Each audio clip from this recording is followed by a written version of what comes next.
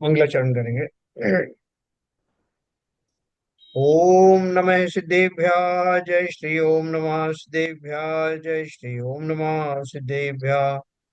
मंगलम भगवान वीरो मंगलम गौतमो गणी मंगलम कुंद कुंदाद्यो जैन धर्मोस्तु मंगलम सर्व मंगल मांगल्यम सर्व कल्याण कारकम प्रधानम सर्वधर्माणां जैनम जयतु शासनम जैनम जयतु शासनम जैनम जयतु शासनम नमः समय साराय स्वानुभूत्या चकाशते चित् स्वभावाय भावाय सर्वभावांतरच्छिदे।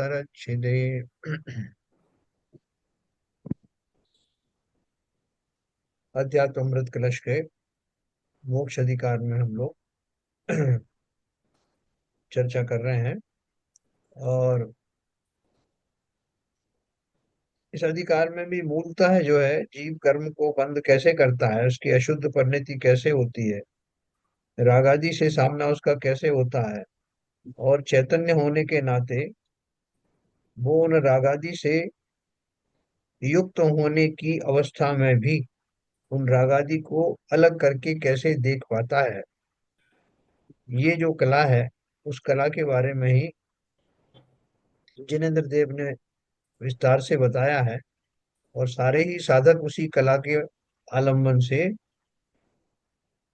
अपनी अशुद्ध पर्याय के होने के बावजूद भी शुद्ध आत्मा के शुद्ध स्वभाव के लक्ष्य से कैसे उस रागादि कचरे को दूर किया जाए, इसकी बात करते हैं। तो कल हमने जहाँ छोड़ा था वहाँ चलते हैं। बहुत टॉपिक बहुत इंटरेस्टिंग हो गया है, तो देखिए कैसे होता है वो। बड़े सिंपल शब्दों में सारी दुनिया को छोड़ करके, दुनिया में क्या हो रहा है छोड़ करके मुझे कैसे करना है, कैसे अपनी उन्नति करना है, कैसे उन सबसे निरपेक्ष रहना है, ये फार्मूला बड़े सरल शब्दों में आचार्य ने बताया। तो देखते हैं अपन क्या लिया है।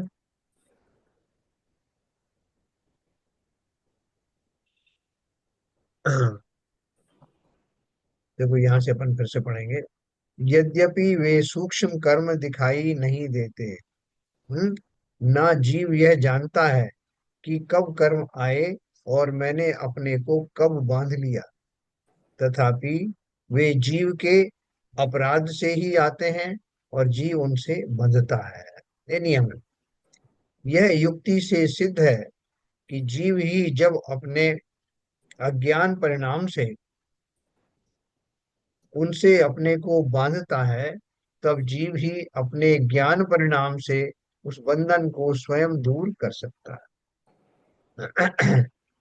अतः रागादि रूप बंधन कारक भावों को यहाँ परभाव कहा, और उनके छोड़ने का तथा आत्मा में स्वभाव जन्य ज्ञान भाव को स्वीकार करके स्वतः को स्वतंत्र करने का उपदेश दिया। देखो कितना बढ़िया सिस्टम है, ऑटोमेटिक। जैसे ही मैं अपने भावों में विकृति लाता हूँ, वैसे ही मानो कोई अदृश्य बंधन मुझे अपनी गिरफ्त में ले लेता हूँ, और जैसे ही मैं उसके विपरीत भाव करता हूँ, वो बंधन की रस्सी गायब हो जाती है। बहुत सिंपल है। अभी मैंने कुछ दिन पहले एक वो वीडियो देखा था। तो उसमें वो एक दो डॉक्टर होते हैं, वो एक मरीज का इलाज कर रहे होते हैं। तो वो जो मरीज है वो बिल्कुल मरणासन अवस्था में है। वो डॉक्टर जो उसको इलाज कर रहा था, यंग लड़का था, उसको देख के उसको लालच आया। उसके हाथ में बहुत अमूल्य घड़ी बंधी हुई थी। तो उसके उसके नियत उसके ऊपर आ गई, और उसने उससे मरा जान करके वो घड़ी वो निकाल के अपने हाथ में पहन ली। जैसे ही उसने उसके हाथ में से निकाली, वैसे ही उसको होश आ गया मरीज को एक क्षण के लिए। और वो बहुत प्रसन्न हुआ और उसने कहा थैंक यू वेरी मच, और कह करके वो समाप्त हो गया। अब ये जो व्यक्ति था जिसके हाथ में घड़ी आई, उसको मालूम नहीं था कि ये घड़ी जो है वो बदशकुनी से भरी हुई थी। वो जिसके पास चली थी जाती उसका सर्वनाश करके ही रहती थी। मतलब प्रवृत्ति के वश से, लालच प्रवृत्ति जिनकी तीव्र होती है, उनके उन्हीं को उनके पास चली जाती थी, उनको बर्बाद करती। वो डॉक्टर देखते देखते ही, उसके फ्रेंड ने देखा कि देखते देखते ही वो बूढ़ा होने लगा। उसकी पूरे शरीर में विकृतियां होने लगी। और वो, उसके खुद समझ में नहीं आ रहा था ये क्या हो रहा है। फिर उसको समझ में आया कहीं से कि ये जो घड़ी है इसी की वजह से सारा कुछ हुआ है। तो इस घड़ी को मैं किसी को दे देता हूँ तो मैं ठीक हो जाऊंगा। तो वो, उसने बहुत कोशिश करी, कोई घड़ी लेने को तैयार, बहुत, मैं बहुत रोया, बहुत बिलखा वो, लेकिन कोई घड़ी लेने को तैयार। फिर उसने को किसी ने समझाया, किसी ने, वो कहीं किसी पंडितों के पास गया होगा, तो उन्होंने बताया। तो वो डॉक्टर तो क्रिश्चियन थे, वो क्या पंडितों को नहीं मानते। तो किसी ने बताया कि जिस घड़ी तुम किसी परोपकार का भाव करोगे, ठीक उसी घड़ी में ये सब हो जाएगा। उसको मालूम भी नहीं था। उसने अनजाने में ही, एक मरीज वहां पे आया था, वो मर रहा था, और उसको जो मेडिकल एड मिलने में टाइम लग रहा था, तो इसने अपना सारा छोड़ करके उसको जो हार्ट हार्ट की वो पंपिंग है, वो आर्टिफिशियल वो करना शुरू किया, निरपेक्ष भाव से। जैसे ही वो उस समय वो कर रहा था, उसकी घड़ी उसके हाथ में से गायब हो गई। वो बहुत खुश हुआ। इस घड़ी को अभिशाप समझ करके वो फेंके फेंके फिर रहा था। वो अचानक ही उन भावों का निमित्त पा करके हाथ से गायब हो गई। बहुत ही अपीलिंग वो पिक्चर थी, छोटी सी। कहने का अर्थ क्या है कि मन के हारे हार है, मन की जीते जीत। जीव ही अपने दुष्कृतों के कारण, खोटे भावों के कारण स्वयं को बंधन में बांध लेता है। और जब उसके भाव उसके विपरीत वाले लक्षण वाले होते हैं तो बंधन मुक्त हो जाता है। ये हमारे हाथ में है। कोई व्यक्ति मुझे बांधता नहीं, कोई मुझे छुड़ाता नहीं। प्रत्येक व्यक्ति के पास बंधने का भी कला है और छूटने की कला भी है। अब चॉइस इज अवर्स, हमें क्या चूज करना है। तो उन्होंने क्या बोला, युक्ति से सिद्ध है कि जीव ही जब अपने अज्ञान परिणाम से उनसे अपने को बांधता है, तब जीव ही अपने ज्ञान परिणाम से उस बंधन को स्वयं दूर कर सकता है ना। अज्ञान में से आ हटने की देर है और बंधन मुक्त हो जाऊंगा। अतः रागादि रूप बंधन कारक भावों को यहाँ पर भाव कहा, कि वो भाव मेरे नहीं, और उनके छोड़ने का तथा आत्मा में स्वभाव जन्य ज्ञान भाव को स्वीकार करके स्वतः को स्वतंत्र करने का उपदेश दिया है ना। बंधन तो बाह्य है। आप, कोई आपको बांधना चाहेगा तो कोई बंधन लेके आएगा ना, जिससे वो बांधेगा। और आपके स्वतंत्र होने के लिए क्या जरूरत है? स्वतंत्र के लिए कोई दूसरे बंधन की जरूरत है? स्वतंत्र होने के लिए उस बंधन की निवृत्ति ही मुक्ति है। इसका अर्थ क्या है? किसी को आपको बांधने के लिए परवस्तु को लाना पड़ेगा ना, और परवस्तु गायब होते ही आप स्वतंत्र हैं। तो परवस्तु यानी प्रभाव की हम बात कर रहे हैं। और प्रभाव क्या है? जो जितने भी रागादि परिणाम हैं, क्योंकि मेरे स्वभाव से मैच नहीं करते, स्वभाव के नहीं है, इसलिए वो सब पर हैं। जिस क्षण मेरे जीवन में ये, जैसे उसको घड़ी के बारे में पता लग गया ये घड़ी मेरी नहीं है, जब उसने उस पर ममत्व किया था तो वो परेशानियों से घिर गया था। लेकिन जैसे ही उसको ज्ञात हुआ कि ये मैंने क्या कर लिया, कैसा मैंने लोभ किया, और वो उसके परिणाम निर्लोभी परिणाम होते ही वो घड़ी रूपी अभिशाप समाप्त हो गया। तो वे बोल रहे हैं कि आपको कुछ करना नहीं। जो बंधन है उसको बंधन रूप स्वीकार करो। वो मेरे नहीं है, मुझे उनकी आवश्यकता नहीं। मेरे ही किसी गलत धारणा के कारण, गलत विचारों के कारण ये सब बंधन मेरे पास आ गए हैं।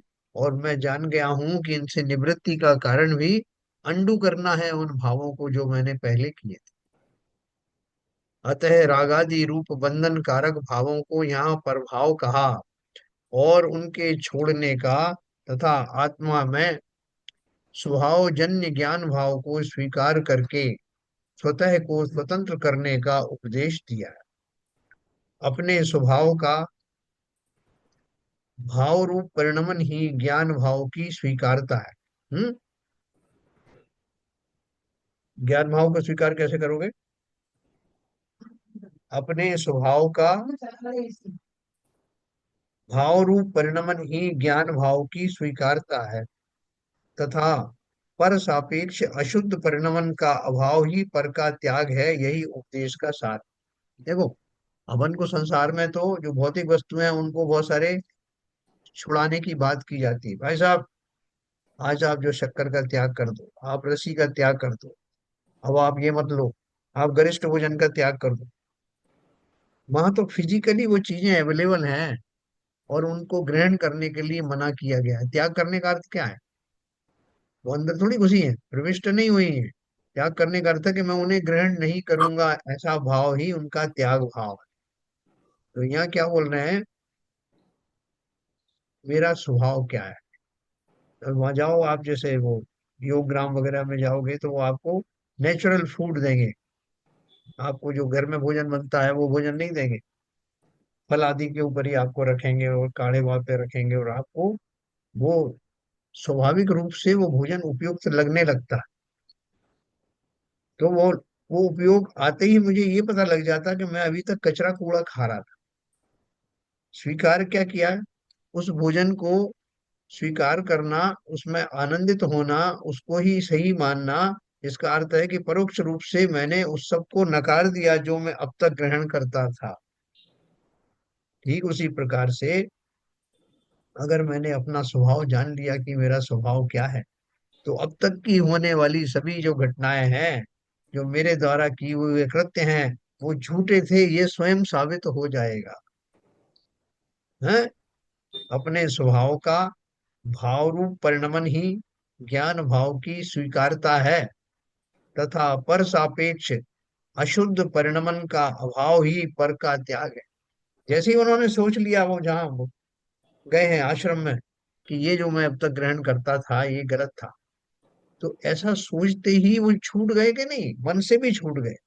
फिजिकली तो छूटे ही हुए हैं, मन में भी उनके ग्रहण करने का भाव नहीं रहा।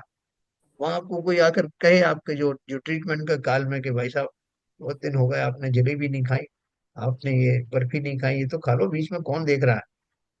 तो आप क्या बोलोगे? मैं ये खाने आया हूँ, मैं निरोग होने आया हूँ। नहीं साहब, कोई नहीं देख रहा, मुझे मुझे किसी को दिखाने के लिए नहीं। मैं स्वीकार कर चुका हूँ कि ये भोजन मेरे लिए सही नहीं, उपयुक्त नहीं। तो न केवल फिजिकली मैंने छोड़ा, बल्कि मानसिक रूप से भी कोई लालसा उनके प्रति नहीं है। ठीक उसी प्रकार से अपने स्वभाव का स्वीकार्यता और सिर्फ स्वीकार्यता ही पर भावों को छुड़ाने का प्रबल साधन है। पर सापेक्ष अशुद्ध परिणमन का अभाव ही पर का त्याग है, यही उपदेश का सार। मैं आपको सिखा दिया कि भाई साहब ये जो है, आप बात बात में अपने अपने भाव बिगाड़ लेते हो। भाव बिगाड़ा मत करो। पर धन पर वनिता या जो कुछ भी है उनके सामने आते ही आप निरपेक्ष भाव से रहा करो। तो मैंने उसका संकल्प ले लिया। संकल्प कैसे लिया? जान करके लिया कि वास्तव में ये गलत है। वो रियलाइज करके लिया। तो रियलाइज करते ही वो छूट गए। फिर वो मेरे समीप ही क्यों ना खड़े हों, उनके प्रति मेरा अभी कोई भी विकारी भाव होगा नहीं। अर्थात मैं उन विकारी भावों से छूट गया। वस्तुएं वही के वही हैं, लेकिन मेरा उनसे उन पर ग्रहण करना, उनके प्रति लालायित होना, वो सब भाव छूट गए। और यही अशुद्ध परिणमन का त्याग है, परिणमन का अभाव। मैं होता ही नहीं विकारी अब। सामने मिठाइयां रख दो मेरे मेरे बिल्कुल उसको उसके प्रति कोई आकर्षण रहा ही नहीं। किसी भी तरह के विषय थे पंचेंद्रिय के जिनके लिए मैं मरा जाता था, अब कोई भी विषय मुझे आकर्षित नहीं कर पाता। तो इसलिए, और क्यों क्यों नहीं कर पाता? क्योंकि वो मेरे स्वभाव से भिन्न है, ये मैंने जान लिया, विश्वास कर लिया। इसलिए पर सापेक्ष अशुद्ध परिणमन का अभाव ही पर का त्याग है। उन वस्तुओं और उन वातावरण में रहने के बाद भी मैं उनसे प्रभावित नहीं होता, यही उन वस्तुओं का त्याग हो गया। और त्याग क्या होता है? यही उपदेश का सार। देखो, बहुत इसकी गहराई से समझना, और बहुत सिंपल चीज भी है। मोक्षार्थी को एकमात्र चैतन्य भाव का ही आलम्बन करना चाहिए, यह आचार्य कहते हैं। क्या आलम्बन करना चाहिए? चैतन्य भाव। चैतन्य भाव क्या है? सिद्धांतो सिद्धांतो अयमुदात चित्त चरितै मोक्षार्थी भी सेव्यताम शुद्धम चिन्मयमेकमेव परमं ज्योतिष देवास्मयम् एते ये तु समूल्य सन्ति विविधा भावा पृथक् लक्षणाः तेऽहं नास्मि यतोन्नते मम परद्रव्यं समग्र अपि। जो शुद्ध चैतन्य का एकमात्र उत्कृष्ट ज्योति स्वरूप है, मैं सदा वही हूँ।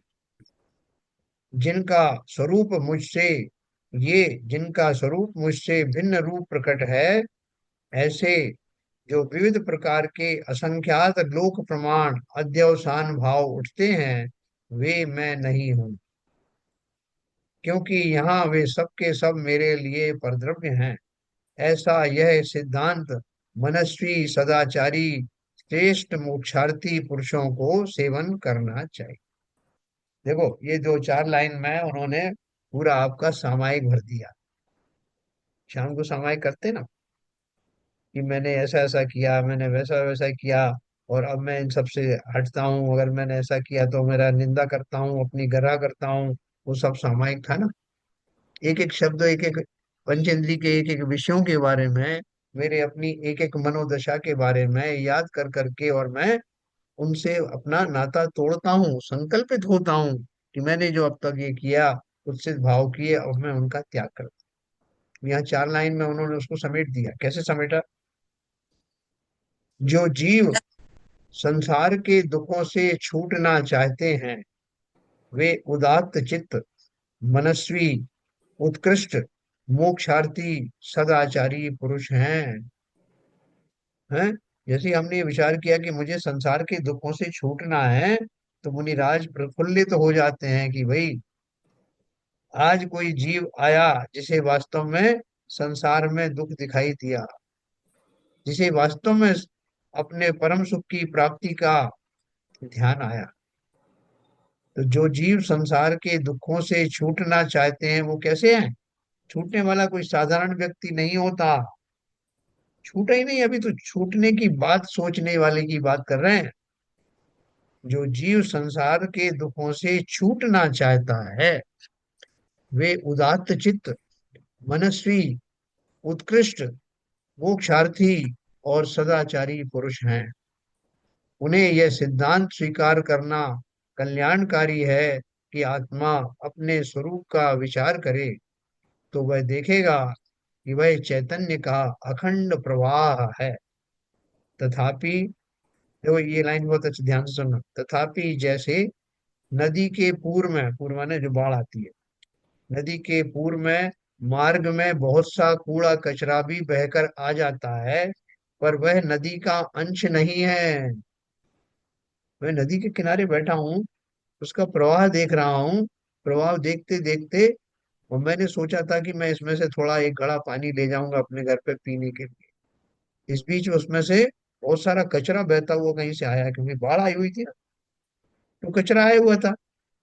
तो अब मैं घड़ा भरूं, ये सोच करके भैया नदी और ये कचरा सब एक ही तो चीज है, भर लेता हूँ घड़ा। तो मेरे हाथ में क्या लगेगा? वो सारा कचरा सहित जल मिलेगा। नदी के पूर्व में मार्ग में बहुत सा कूड़ा कचरा भी बहकर आ जाता है, पर वह नदी का अंश नहीं है। जल प्रवाह को गंदला करने वाली विकारी वस्तु है। इसी प्रकार चैतन्य के प्रवाह में प्रवहमान रागादि विकारी भाव आत्मा के उस पवित्र चैतन्य प्रभाव को मलिन करने वाले भिन्न भिन्न भाव हैं। नदी में जल के साथ ही साथ और दूसरे प्रभाव भी है ना। लेकिन आप देखो इस उदाहरण में, वो कचरा नदी का पार्ट है भी और नहीं भी है। किस अपेक्षा से है?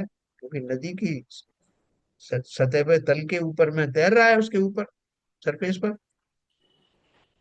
इसलिए नदी का ही है ना। अपन कहें भाई साहब कचरा कहाँ से लाए, बोले नदी में था।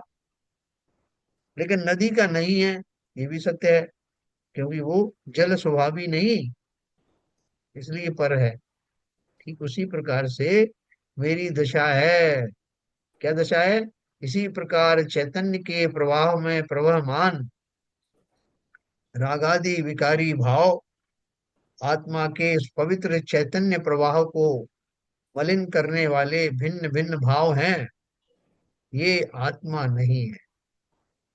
मैं कल बात कर रहे थे ना, जैसा वो चेले ने पूछा कि रागादि भाव आत्मा में होते हैं कि नहीं होते, हाँ या ना बोलो। मैंने कहा हाँ होते हैं, बस जब होते हैं तो आत्मा के ही हैं।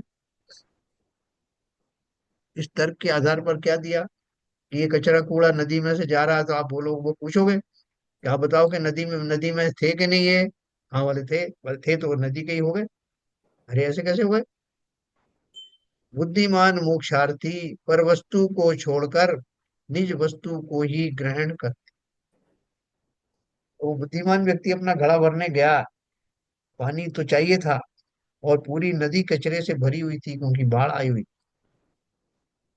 तो उसको पानी की जरूरत थी, तो वो क्या करेगा? मैं कोई बताओ यार, उसको क्या तरीके लगाए कि उसको पानी भी मिल जाए और कचरा भी ना पीना पड़े? कोई तरीका है? बोलिए शिवजन साहब। वो नीचे से निकालेगा सब। जो कचरा है वो तो सतह पे है, हाँ। तो वो गहराई से पानी को निकालेगा तो कचरा नहीं आएगा। उसको प्रयास करना पड़ेगा, सर, पुरुषार्थ करना पड़ेगा। हाँ। और ज्ञान बताओ। रूपी छन्ना लगा है आपने।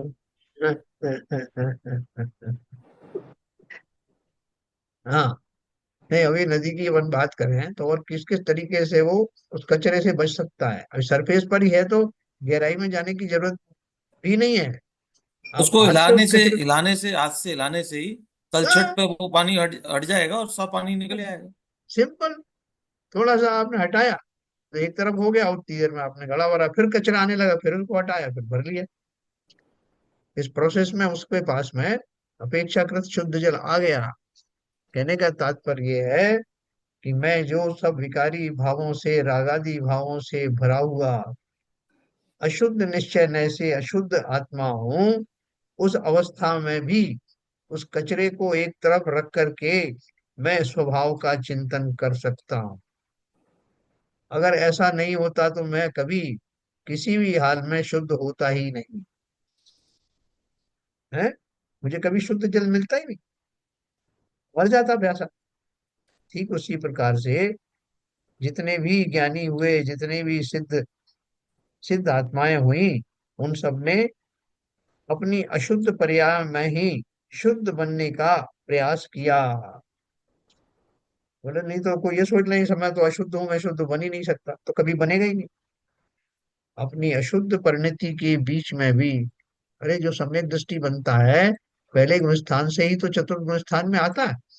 मिथ्यात्व रूपी कचरा उसके अभी भी था, और अगर मैं क्षय सम्यक सम्यक तीर्थ बना तो वो कचरा खाली बैठा है अभी, वो गया कहीं नहीं।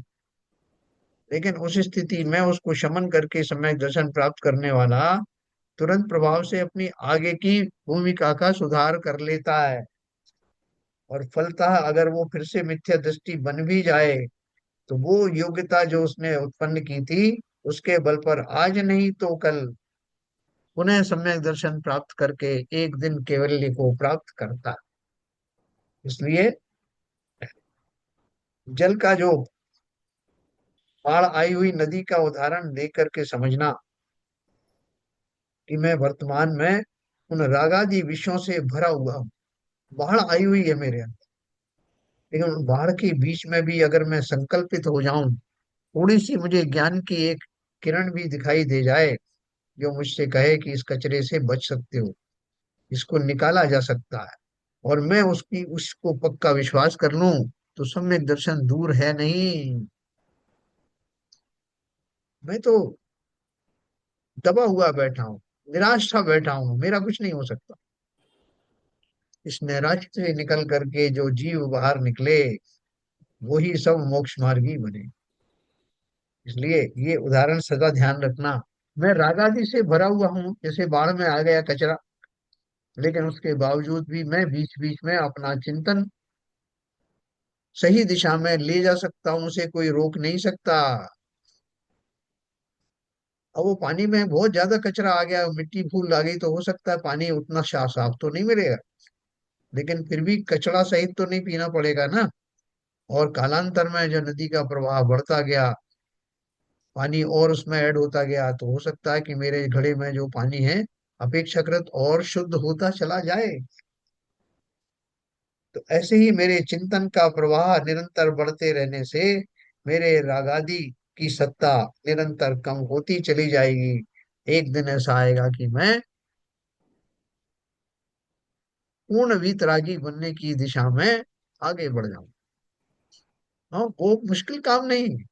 बस खाली एक तो ये जानना कि मेरे दुखों का कारण क्या है, मैं उन बंधनों से कैसे मुक्त हो सकता हूँ, दो, और तीसरा, स्वभाव की दृष्टि होना, मेरा स्वभाव क्या है। ये तीन चीजें होते ही काम हो गया। कैसी भी हमारी वर्तमान परिस्थिति रहे, हम अवश्य ही उसको प्राप्त कर सकते हैं। ये पदमचंद जी ने ये हाथ खड़ा किया, कुछ पूछ रहे हैं क्या?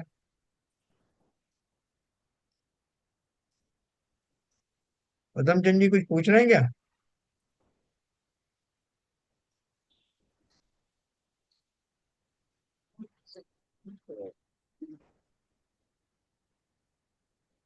हो सकता है अरे वाह, गलती से किया होगा। हाँ, गलती से हो गया। तो अपन बात कर रहे थे, बुद्धिमान मोक्षार्थी पर वस्तु को छोड़कर निज वस्तु को ही ग्रहण करते हैं। अपना छाता खो जाता है, अपनी कोई पेन खो जाता है, तो बहुत सारे लोग इकट्ठा लेके आते हैं, भाई साहब इसमें से आपका कौन सा है, कुछ अपन को देने लगते हैं गलत। हम्म तो अपन उसमें लालच में नहीं आते कि दूसरे का भले ही अच्छा हो, तब भी हम अपना पहचान लेते हैं, भाई साहब वो मेरा नहीं है, मेरा तो ये है। तो इसलिए उन्होंने बुद्धिमान शब्द यूज किया ना। बुद्धिमान मोक्षार्थी पर वस्तु को छोड़कर निज वस्तु को ही ग्रहण करते हैं। पर वस्तु का लोभ ही बेकार है, पर वस्तु मेरी कभी हो नहीं सकती। ठीक उसी प्रकार से निज वस्तु का अर्थ क्या है? कोई बाह्य वस्तुओं की बात नहीं हो रही, निज स्वभाव की बात हो रही। निज स्वभाव को पहचान कर बुद्धिमान पर वस्तुओं में होने वाला रागादि परिणाम को तुरंत प्रभाव से छोड़ देते हैं। फिर आगे क्या लिखते हैं? पर द्रव्य का ग्रहण अपराध है, ऐसा कहते हैं। संसार में भी आपको जो सामाजिक तौर पर भी आप देखें तो दूसरों का ग्रहण किया, दूसरों का सामान ले लिया तो वो अपराध है, चोरी मानी जाती।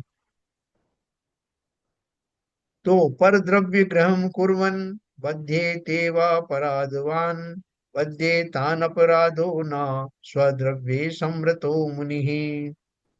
पर द्रव्य को ग्रहण करने वाला अपराधी है। जो अपराधी है वह नियम से बंधन को प्राप्त होता है। मुनि अपने आत्म द्रव्य में ही सुरक्षित है, वे निरपराध हैं, अतः बंध को प्राप्त नहीं होते। भावार्थ है, सर, लोक में, हाँ जी, तो इसका मतलब तो ये हुआ कि जितने संसारी जीव हैं सारे अपराधी हैं। 100%। इसमें क्या शक की बात है? हाँ, मतलब वो तो पल पल हर समय बंधन को प्राप्त हो रहे हैं, कर्मों का बंध कर रहे हैं और वो चक्र चल रहा है।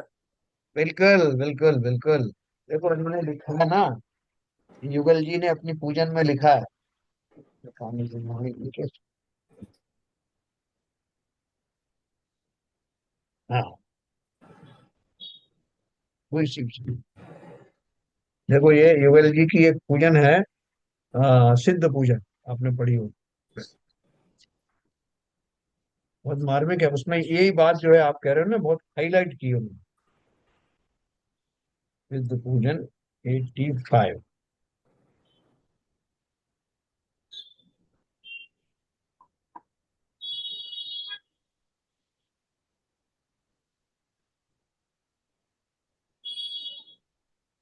हाँ, ये देखो लिखा है,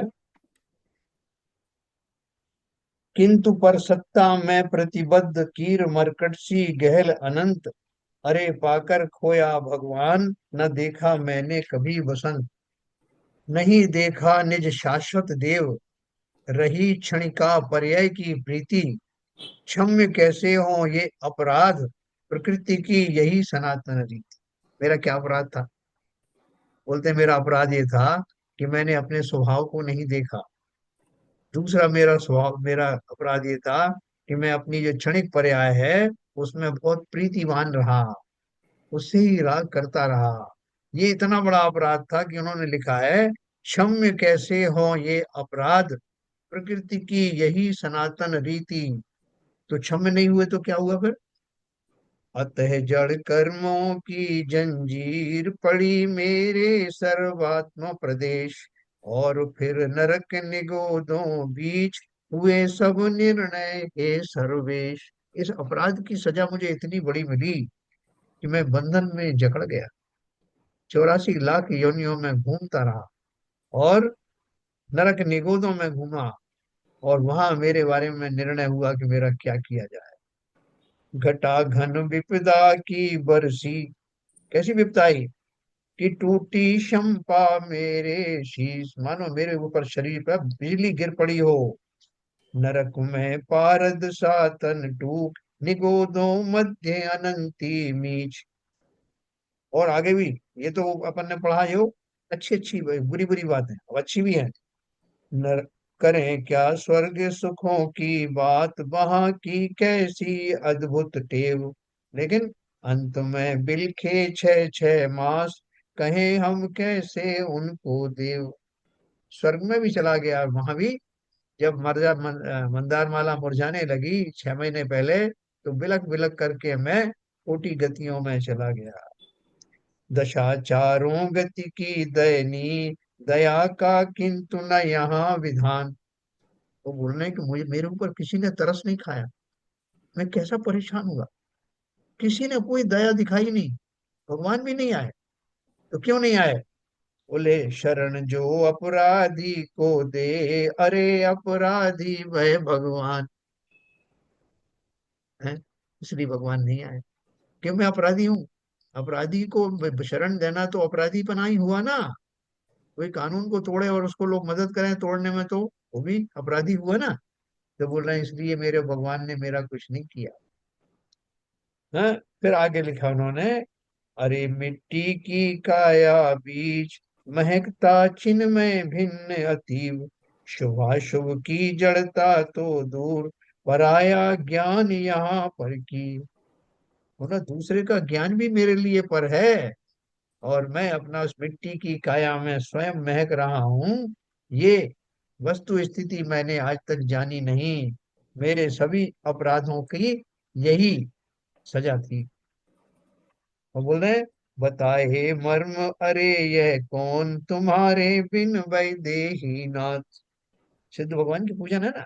तो बोल रहे हैं ये मर्म मुझे अब समझ में आया, आपके बिना कौन सक्षम है जो मुझे इस रहस्य को बता सके। आपकी उस स्थिति को देख देख कर मैं समझ गया कि मेरे अपराध क्या था, है ना। विधाता शिवपत के तुम एक, पढ़ा मैं तस कर दल के साथ। ऐसी पूरी पूजन है, पढ़ना बहुत सुंदर पूजन है, जिन्होंने केवल रवि किरणों की लिखी उन्हीं की सिद्ध पूजन। तो आपकी बात से मुझे ध्यान आया, आपने बहुत सही पकड़ा कि संसार के सभी प्राणी अपराधी हैं।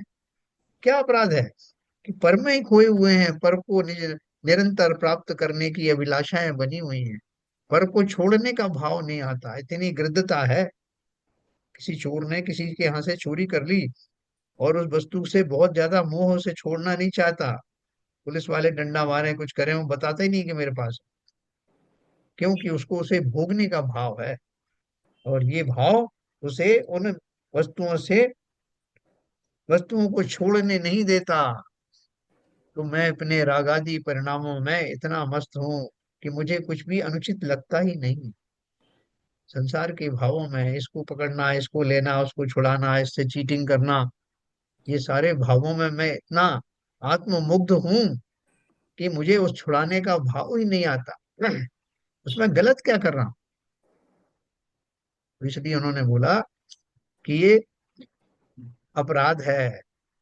लोक में यह बात प्रसिद्ध है कि जो वस्तु पराई है उसे ललचाई दृष्टि से देखना भी अपराध है। ग्रहण तो अपराध है ग्रहण तो अपराध है ही, लेकिन उसके प्रति ललचाई नजर रखना, उसमें आसक्ति रखना, मनी मन किसी को मालूम भी नहीं पड़ा। तब भी वो अपराध है। ग्रहण तो अपराध है ही।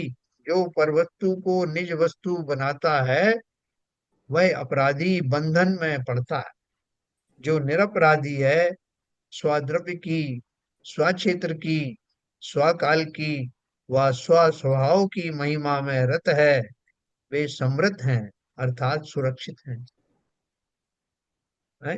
जिन्होंने कभी कोई किया ही नहीं। देखो हम और आप जो हैं संसार में घूम रहे हैं, हम कितनी घटनाएं सुनते हैं। फला जगह पे उसने उसको तलवार से काट दिया, फला जगह उसको गोली मार दी, किसी ने उसके ऊपर ट्रक चढ़ा दिया, किसी को जहरीला इंजेक्शन दे दिया। ये हम कहानियां पढ़ते रहते हैं, इसमें न्यूज सुनते रहते हैं। लेकिन जो मेजोरिटी है, मेजोरिटी के साथ में ऐसा नहीं होता। क्यों नहीं होता? उन्हें कौन बचाने वाला? क्या पुलिस वाले एक एक के पीछे लगे हुए हैं उनकी रक्षा करने के लिए? तो कौन सी चीज है जिसके कारण वो बचे हुए हैं, हम और आप जो है उन सबसे बचे हुए हैं? कोई कारण है क्या? तो बताओ भाई, किसी को मालूम हो तो। हमें कौन सी सुरक्षा, जेड कैटेगरी की सुरक्षा प्राप्त है क्या? बोलो ललित जी, बताओ किसकी सुरक्षा में हम जी रहे हैं? अ, स्वयं हमारे के। पुराने कर्मों के हिसाब से है, पुण्य कर्म पुराने जो हैं, हाँ, उनकी उनकी सुरक्षा मिली ही है, मुझे लगता है। ना? आपको अपन को ताज्जुब नहीं होता कि देखो वो जो मिनिस्टर होते हैं, फलाम होते हैं, उनको कितनी जेड कैटेगरी की सुरक्षा, किसी को ये सुरक्षा, किसी के पास कुछ है, कोई कुछ है, हमारे पास कुछ नहीं। लेकिन हमें कुछ नहीं होता। बहुत सारे ऐसे जीव हैं कि जो मस्त घूमते रहते हैं, कहीं उनका रोग आदि भी नहीं होते, स्वस्थ भी रहते हैं, कोई उनको टोकता नहीं है, सब जगह उनको प्रशंसाएं मिलती है। ये सब क्यों होता सब पुण्य कर्म का उदय है उसका। है? जो जो जैसे कर्म का उदय आता है उसी हिसाब से भोगता है वो। अगर अशुभ कर्म का उदय होगा तो सारे दुख झेलने पड़ेंगे, उसकी अप्रत्याशित घटनाएं होंगी, एक्सीडेंट होंगे, बीमारियां होंगी, पैसे का नुकसान होगा, उसको अपयश मिलेगा। अगर शुभ कर्म का वो उदय है तो सुरक्षित रहेगा, संतोषी रहेगा, अपने धर्म ध्यान में काम लगाएगा, अपना सही देव समाज सेवा करेगा, सही भाव रखेगा। तो ये सब पुण्य कर्म का उदय है। और यहीं पर सबसे बड़ा रोल होता है विवेक का। किस विवेक से जो पुण्य कर्म का उदय हुआ है उसको भोगना है, समता से भोगना है, या एक ग्रीडी बन के भोगना है। अगर बिल्कुल। ग्रीडी बन के भोगना है तो फिर आप आगे के कर्म बांध रहे हैं, आगे के चक्र में फिर आपको वही चक्र फिर भुगतना पड़ेगा। बहुत बढ़िया। मैं तो मगर ये, हाँ और सर, बोलिए। जैसा इन्होंने कहा वो तो है पूर्व कर्म तो, लेकिन हाँ। वर्तमान में भी ज्यादातर आप देखें कि 99% के भाव ज्यादा खोटे नहीं होते हैं। हम्म, कसाई हम्म, बहुत सही रहती है। हम्म। तो वो जो है आपके पुण्य का कारण बनता है। हम्म। ज्यादा कसाई इतनी तीव्र नहीं हो पाती है। बहुत बढ़िया। देखो एक ये दूसरा पॉइंट आपने दिया, वो भी बहुत बढ़िया पॉइंट है। पहला तो इन्होंने बहुत सही बात कही कि हमारे पूर्व कर्म की पूंजी जब तक है तब तक हमें सब तरह की सुविधाएं मिलती रहती हैं, और पुण्य खुट जाने के बाद में वो ही सुविधाएं समाप्त हो जाती हैं, और कोई विपत्ति विपत्ति आदि भी आने लगती हैं। ये तो एक बात है ही अपनी जगह पे।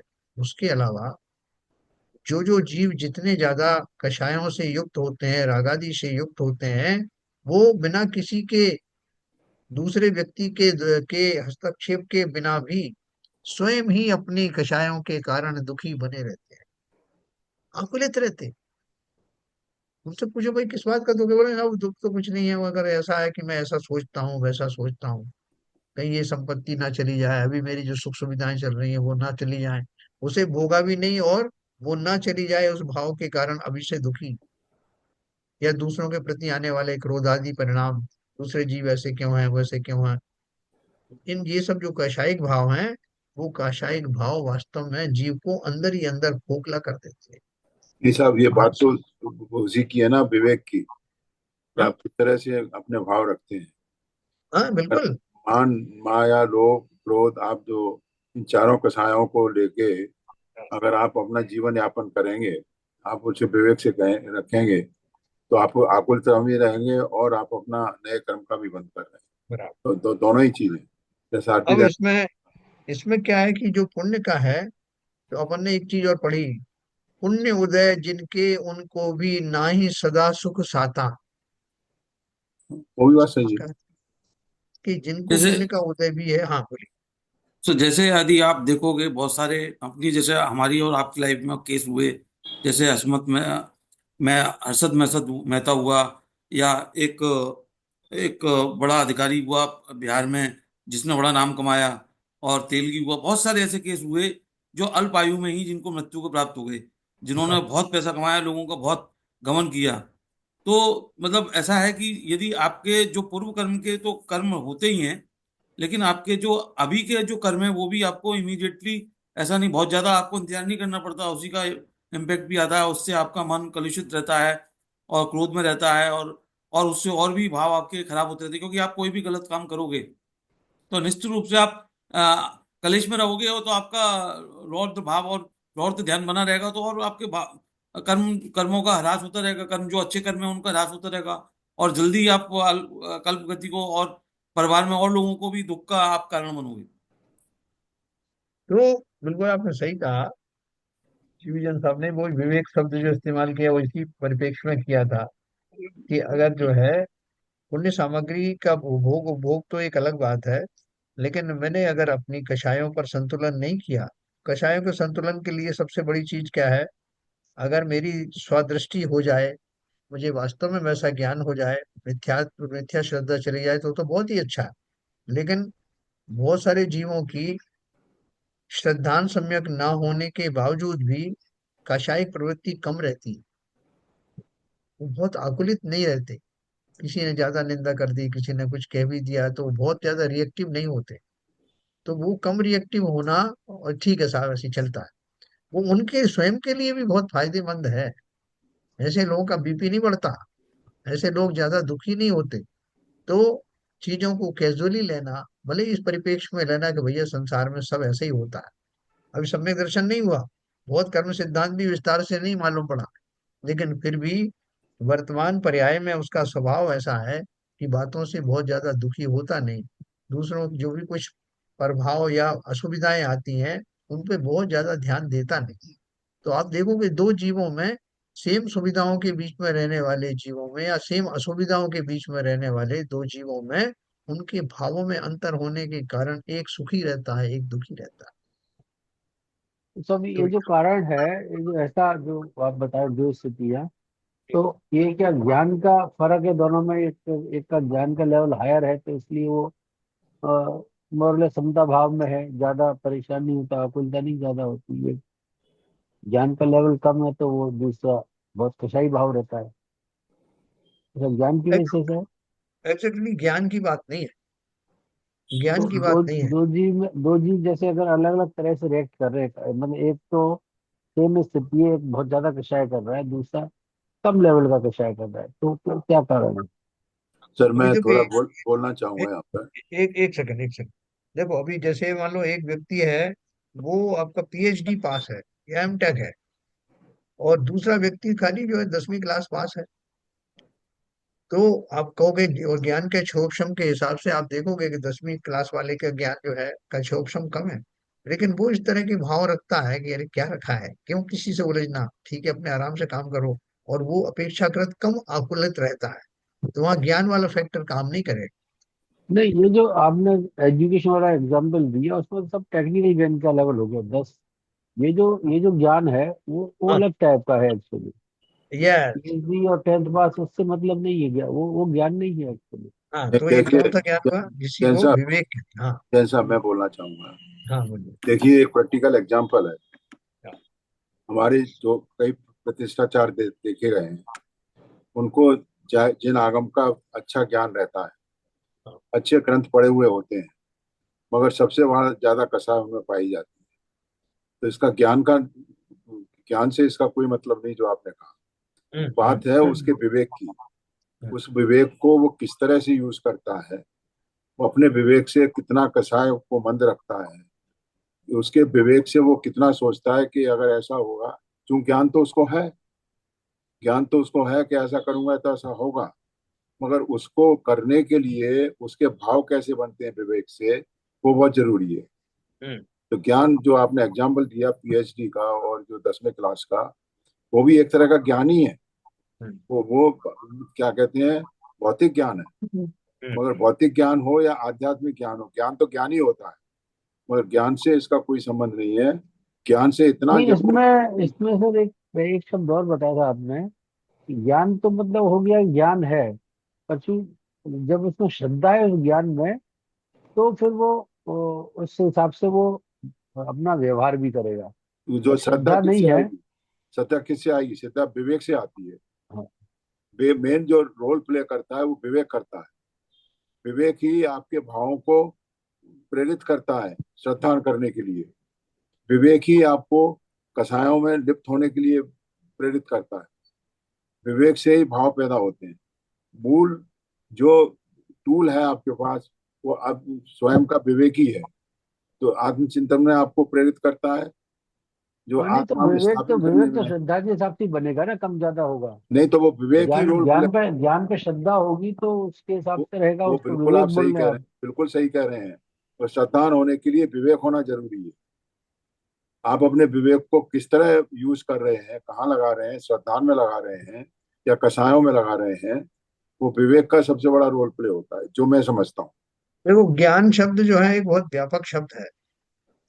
और ज्ञान शब्द में है, ज्ञान को जैसे मैंने आपको वो एजुकेशन में भी उसको अप्लाई कर दिया। ज्ञान अपन जो है सम्यक दर्शन सम्यक ज्ञान में भी लगा सकते हैं। और ज्ञान का दूसरा अर्थ जो है ना, जो विवेक, उसी का एक पार्ट है। वो क्यों पार्ट है?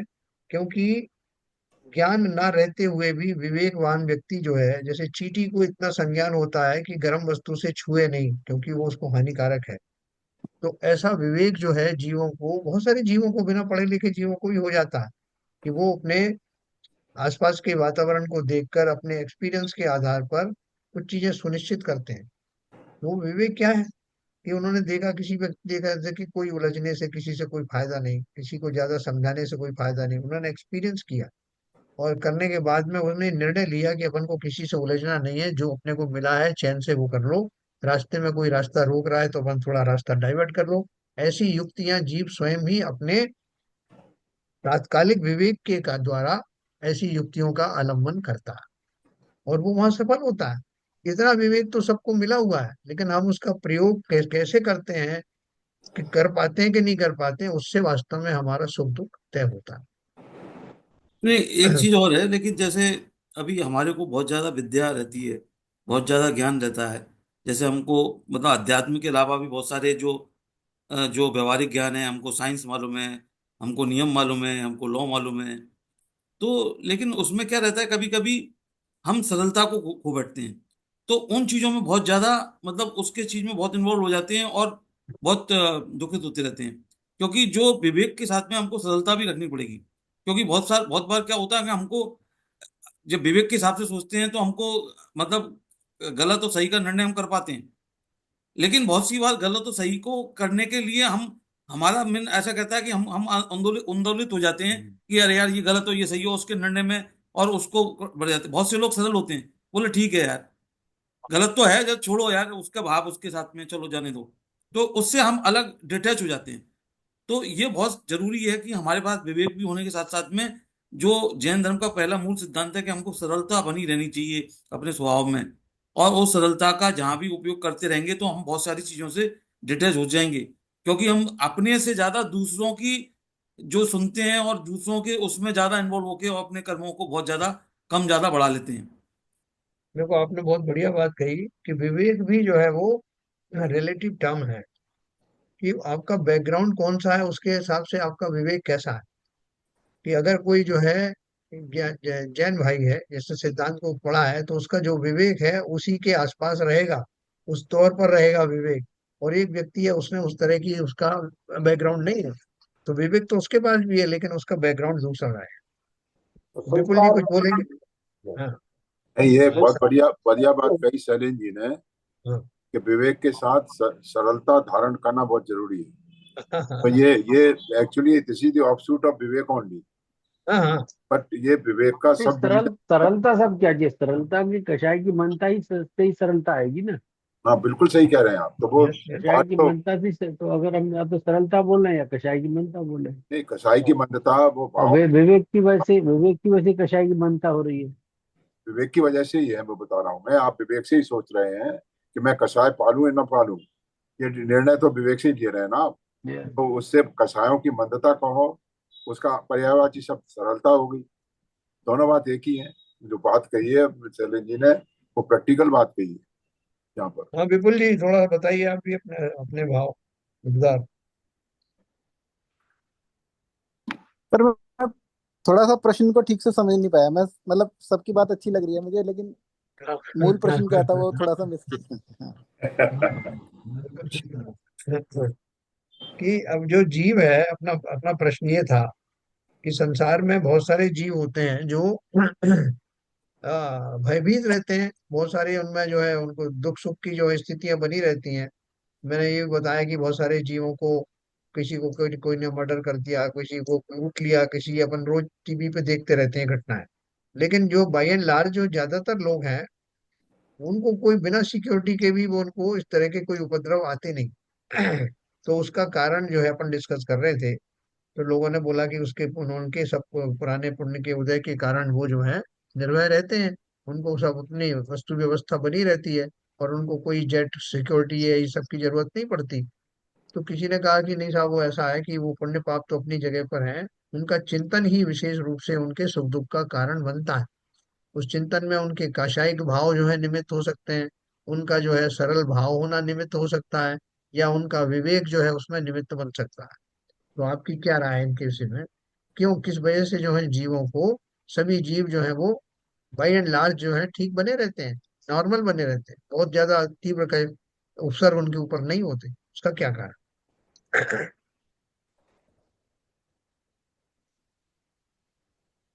नहीं सर, ये तो मतलब रिलेटिव है, जैसे सभी ने कहा कि मतलब बाह्य सुरक्षा तो एक अलग है। आपके घर के बाहर कितनी भी जेट जेट प्लस या जितनी भी प्लस सिक्योरिटी लगी हुई हो, आपके आंतरिक में आप, हो सकता है कि आपके पास बहुत ज्यादा सुरक्षा हो लेकिन फिर भी आप अंदर से भयभीत हो। और दूसरा व्यक्ति ऐसा भी हो सकता है जिसके पास कुछ भी नहीं है, कोई भी बचाने वाला नहीं है, जंगल में अकेला खड़ा है तो भी बिना भयभीत बिल्कुल भी नहीं है। तो वो तो बाह्य जो सुरक्षा के जो आवरण हैं वो तो बाह्य रूप से हैं, लेकिन मतलब वास्तविकता तो ये है कि अंदर से कौन कम भयभीत है। और जिसको अपना स्वरूप पता है, जिसको जीवन की वास्तविकता पता है, जिसको भेद विज्ञान पता है, वही निर्भीक रहेगा, वरना आप कितनी भी सिक्योरिटी लगा दो वो अंदर से भयभीत ही रहेगा। देखो, अपन इससे एक सिद्धांत के ऊपर जाना चाह रहे हैं। जो मैंने ये प्रश्न उठाया उसके पीछे एक कारण था। वो कारण क्या है कि छोटा मोटा जो हमारे पास पुण्य का उदय होता है कर्म सिद्धांत के अनुसार में, या हमारा आयु कर्म बाकी है, तो हमारा कोई कोई बिगाड़ नहीं पाता, और वो सुविधाएं हमें मिलती रहती हैं। लेकिन जब वो पुण्य फूट जाता है, तो वो जो है वो दूसरी तरह की जो है वो व्याधियां आना शुरू हो जाती। इसका अर्थ ये है कि ये पुण्य और पाप रूपी जो सिद्धांत है, वो हमें वास्तव में ज्यादा समय तक निराकुल रख नहीं सकता। क्योंकि जैसे मैंने कहा कि पुण्य उदय जिनके, उनके वो भी ना ही सदा सुख साता, है ना।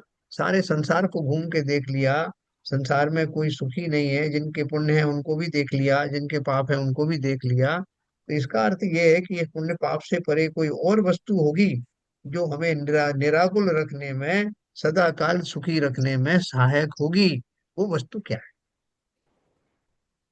है? देखो इसमें लिखा, अपन पढ़ते हैं, समाप्त करेंगे अभी।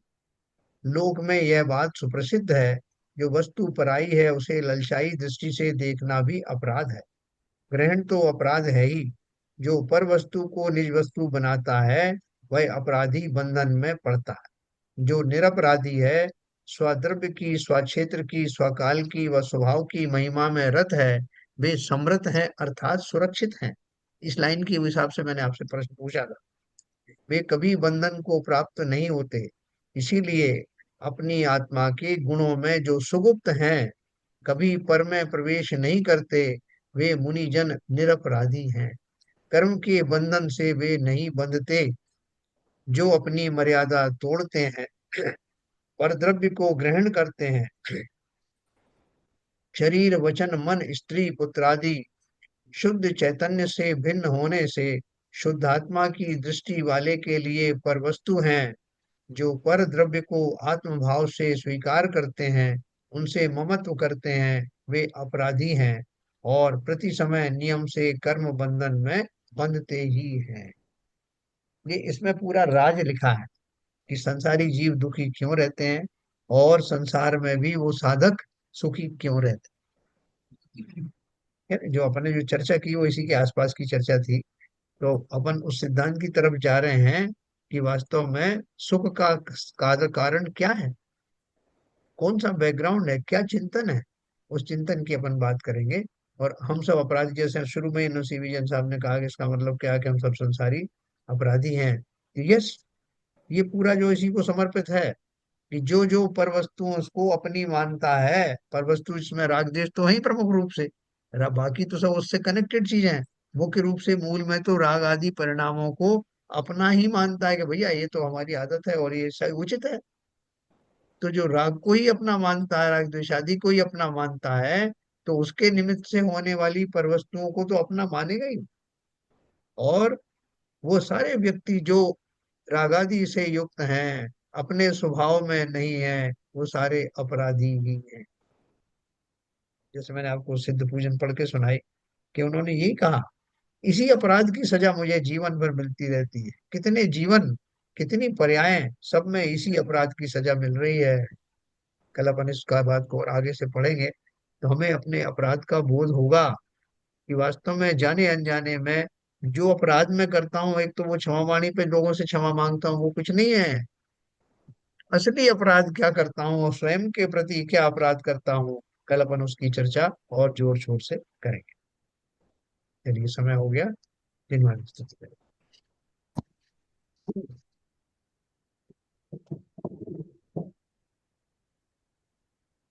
मिथ्यतम नाश वे को ज्ञान के प्रकाश वे को अपर भास वे को भानु सी बखानी है।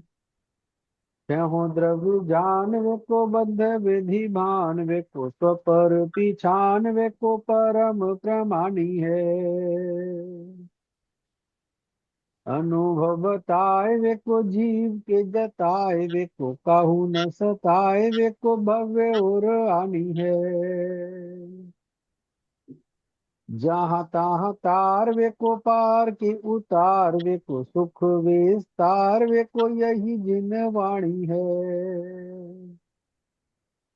जिन वाणी भारती तो है जपूजन गए, जो तेरी शरणा गए सो पावे सुख चैन। यह वाणी के ज्ञान से सूझे लोकालो, तो वाणी मस्तक धरो सदा देते हैं धो, सदा देते हैं धो। जिनवाणी माता की जय।